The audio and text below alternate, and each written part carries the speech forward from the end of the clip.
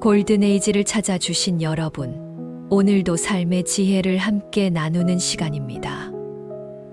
혹시 밥상머리에서 무심코 던진 한마디가 오래도록 관계에 금이 간 경험 있으신가요? 그 작은 말이 의도와 다르게 상대에게 깊은 상처를 남기기도 하지요. 저는 올해 59세 김영숙 씨의 이야기를 들으며 그 무게감을 다시 한번 느꼈습니다. 영숙 씨는 작년 추석 때 온 가족이 모인 저녁 식사 자리에서 동생에게 던진 한마디가 1년이 지난 지금까지도 매듭이 풀리지 않고 있다고 합니다. 그때 그 말만 안 했더라면 영숙 씨는 지금도 그날을 떠올리면 가슴이 먹먹해진다고 합니다. 여러분도 혹시 비슷한 경험 있으신가요? 그 순간만 참았더라면 하는 그런 후회 말입니다. 오늘은 밥상머리에서 절대 해서는 안 될 말 7가지에 대해 함께 이야기 나눠보려 합니다. 이야기를 들으시다가 공감 가는 부분 있으시면 여러분의 생각도 나눠주시면 좋겠습니다. 영숙 씨의 이야기부터 시작해볼까 합니다. 작년 추석이었다고 합니다. 오랜만에 온 가족이 모였고 분위기도 좋았으며 음식도 푸짐했습니다. 그런데 식사 중간쯤 영숙 씨가 무심코 동생에게 물었다고 합니다. 애들 학원은 보내. 요즘 성적은 어때? 그냥 관심해서 물어본 것이었습니다. 그런데 동생 표정이 굳더니 언니는 왜 맨날 그런 걸 물어봐? 우리 애들 걱정은 우리가 할게라고 말했답니다. 분위기가 싸늘해졌고 그날 이후로 동생과 연락이 뚝 끊겼다고 합니다. 영숙 씨는 정말 몰랐답니다. 그 말이 그렇게 상처가 될 줄은 말입니다. 비슷한 이야기가 또 있습니다. 65세 박철수 씨의 경우입니다. 오랜 친구들과 저녁 자리였는데 분위기가 무르익을 무렵이었다고 합니다. 철수 씨가 한 친구에게 야, 너 요즘 많이 늙어 보인다. 건강 괜찮아? 라고 농담처럼 말했답니다. 그런데 그 친구가 그날 이후 연락을 안 받더래서 나중에 다른 친구를 통해 들었습니다. 그 친구가 당시 암 진단을 받은 직후였다고 하더군요. 철수 씨는 지금도 그때 생각만 하면 가슴이 아프다고 합니다. 이런 일들이 우리 주변에서 생각보다 자주 일어나고 있습니다. 첫 번째로 조심해야 할 말은 돈과 관련된 비교입니다. 누구네는 집을 샀더라.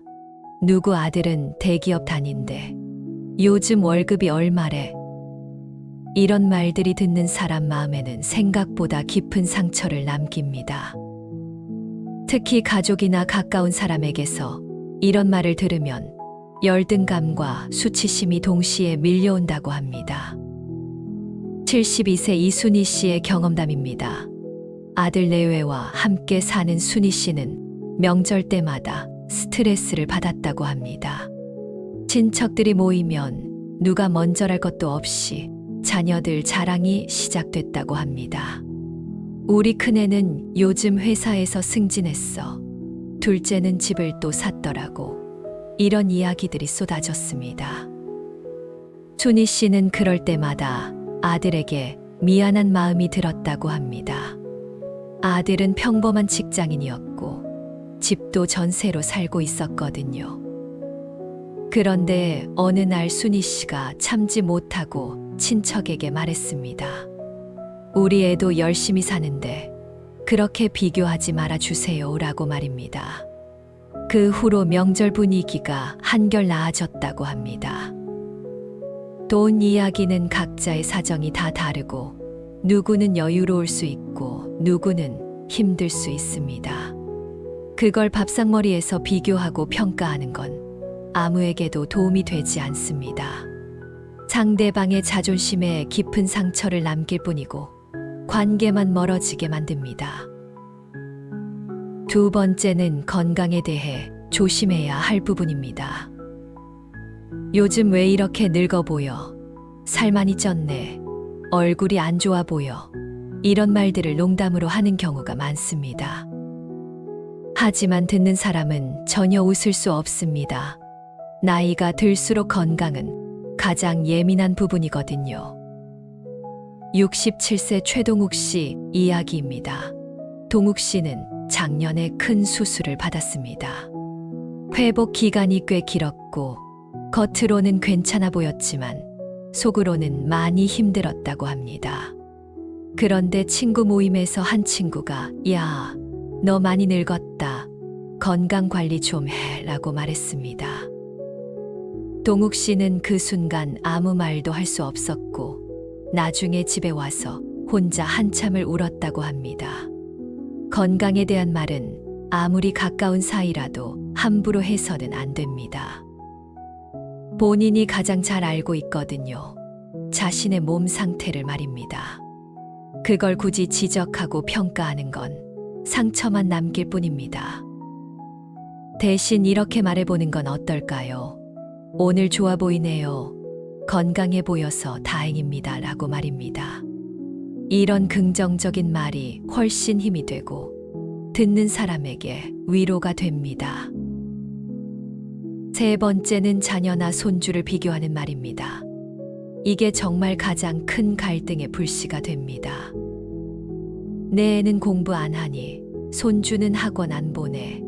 다른 집 애들은 다 잘하던데. 이런 말들이 부모 마음을 얼마나 아프게 하는지 아마 경험해 보신 분들은 다 아실 겁니다. 61세 한미영 씨 경험담입니다. 미영 씨에게는 딸이 하나 있습니다. 딸은 결혼해서 아이를 둘 키우고 있고 미영 씨 시누이가 모임 때마다 손주 자랑을 했다고 합니다. 우리 손주는 영어 학원 2군데 다녀 피아노도 배우고 태권도도 해. 이런 식이었습니다. 미영 씨 딸은 아이들을 여유롭게 키우고 있었고 학원보다는 놀이터에서 뛰어놀게 하는 편이었습니다. 그런데 시누이가 어느 날 미영 씨에게 말했습니다. 애들 학원 안 보내면 나중에 후회해. 요즘 세상이 얼마나 경쟁이 치열한데 라고 말입니다. 미영 씨는 순간 화가 났고 우리 애들은 우리가 알아서 키워요. 언니는 좀 신경 끄세요 라고 대답했습니다. 그날 이후로 시누이와 사이가 멀어졌다고 합니다. 자녀와 손주 이야기는 정말 조심해야 하는 부분입니다. 각 가정마다 교육 방식이 다르고 아이를 키우는 철학도 다릅니다. 그걸 비교하고 평가하는 건 관계를 망가뜨리는 지름길입니다. 네 번째는 과거를 들추는 말입니다. 조심해야 합니다. 그때 내가 왜 그랬니? 그때 내가 뭐라고 했지? 넌 예전부터 그랬어. 이런 말들이 오래된 감정을 다시 건드립니다. 70세 정한수 씨 이야기입니다. 한수 씨는 형제가 셋입니다. 젊은 시절에 형제끼리 재산 문제로 다툰 적이 있었고 세월이 지나서 다 잊고 지내는 줄 알았다고 합니다. 그런데 작년 설날 동생이 술 한잔 하더니 갑자기 옛날 얘기를 꺼냈습니다. 형, 그때 그 일 기억나? 형이 그때 좀 심했어 라고 말한 겁니다. 한수 씨는 깜짝 놀랐습니다. 다 지난 일인 줄 알았는데 동생은 아직도 마음에 담아두고 있었던 겁니다.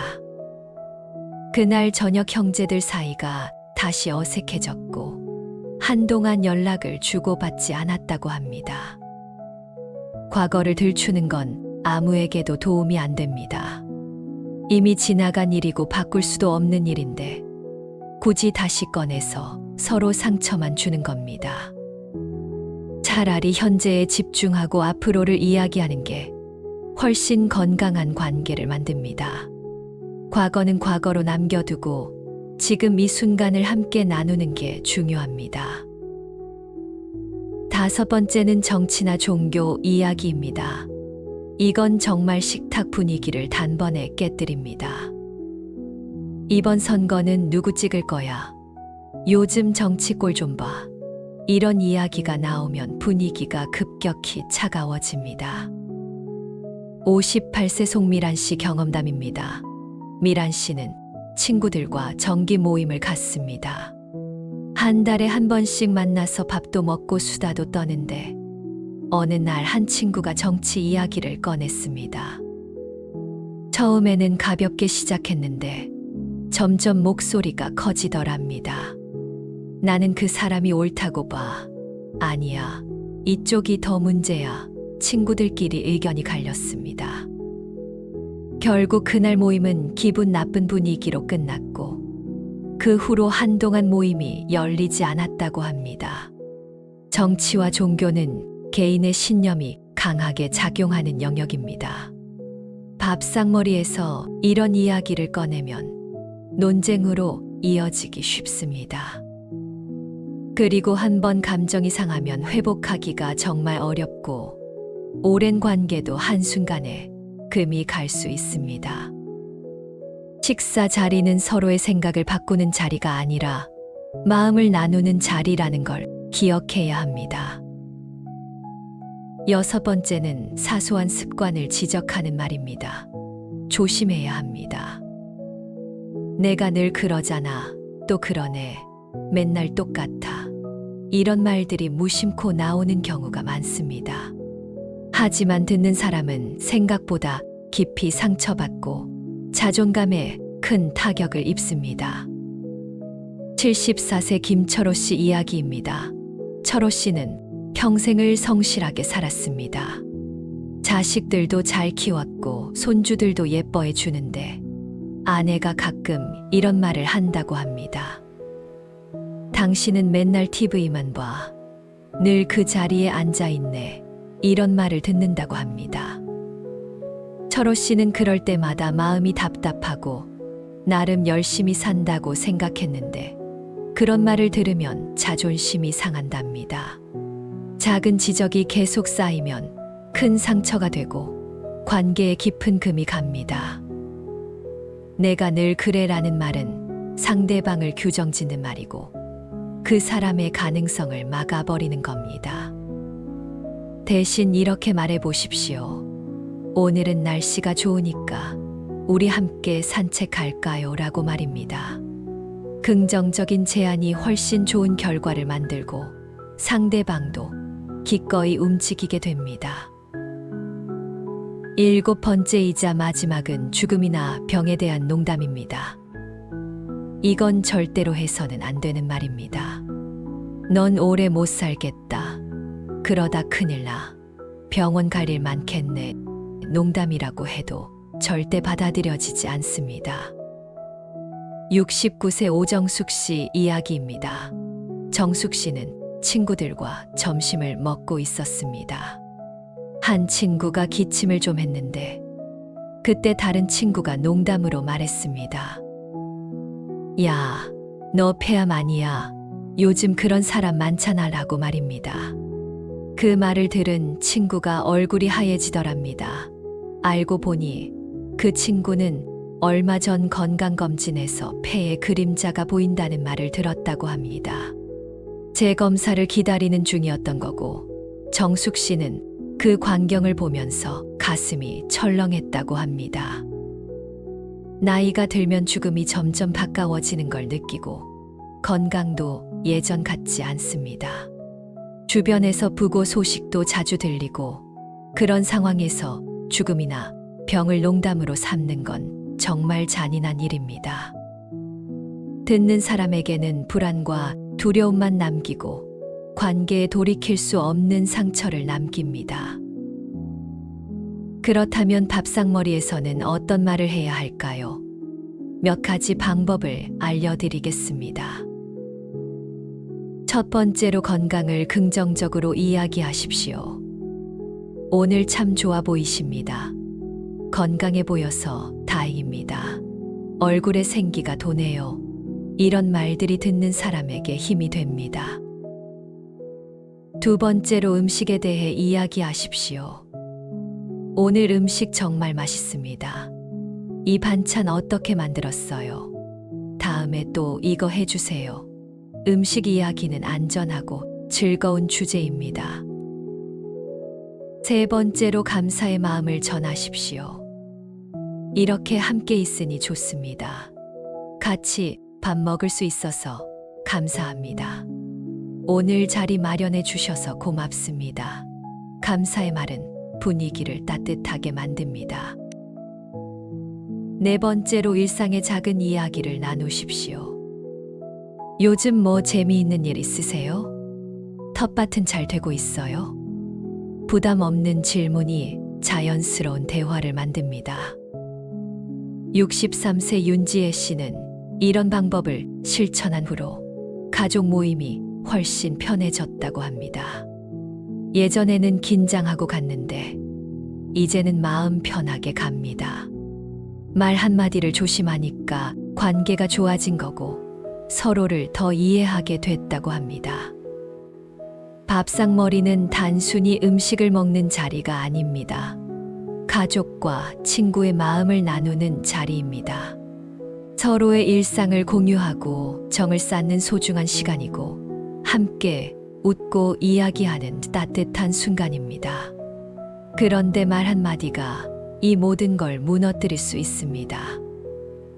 돈을 비교하는 말, 건강을 비하하는 말, 자녀를 평가하는 말, 과거를 들추는 말, 정치와 종교를 논쟁하는 말, 습관을 지적하는 말, 죽음을 농담하는 말. 이 모든 것들이 관계에 깊은 상처를 남깁니다. 반대로 따뜻한 말 한마디는 평생의 위로가 되기도 합니다. 건강해 보여서 좋습니다. 오늘 음식 참 맛있습니다. 함께 있으니 감사합니다. 이런 말들이 마음을 나누는 진짜 대화를 만듭니다. 오늘 이야기를 들으시면서 혹시 떠오른 장면 있으신가요? 내가 했던 말 중에 상처가 됐을 만한 말이 있진 않았나 돌아보게 됩니다. 아직 늦지 않았습니다. 오늘 저녁이나 내일이라도 먼저 연락해 보십시오. 그때 내가 말을 잘못했어. 미안해. 이 한마디면 충분합니다. 그리고 앞으로는 밥상머리에서 말을 조금 더 조심하면 관계가 한결 부드러워질 겁니다. 말은 한 번 나가면 다시 담을 수 없고 상처는 오래 남습니다. 그러니 입 밖으로 내기 전에 한 번 더 생각해 보십시오. 이 말이 상대방에게 어떻게 들릴지를 말입니다. 혹시 오늘 저녁 가족이나 친구와 함께 식사하신다면 어떤 말을 꺼내시겠습니까? 비교와 지적보다는 감사와 칭찬을 나눠보시길 바랍니다. 그 작은 변화가 관계를 회복하고 마음의 평화를 가져다 줄 겁니다. 여러분의 밥상이 오늘도 따뜻하고 평온하기를 바랍니다. 말 한마디에 마음을 담아 전하는 하루가 되시길 바라며 오늘의 이야기를 마무리하겠습니다. 오늘까지 이야기를 함께 해주셔서 감사합니다. 사랑합니다.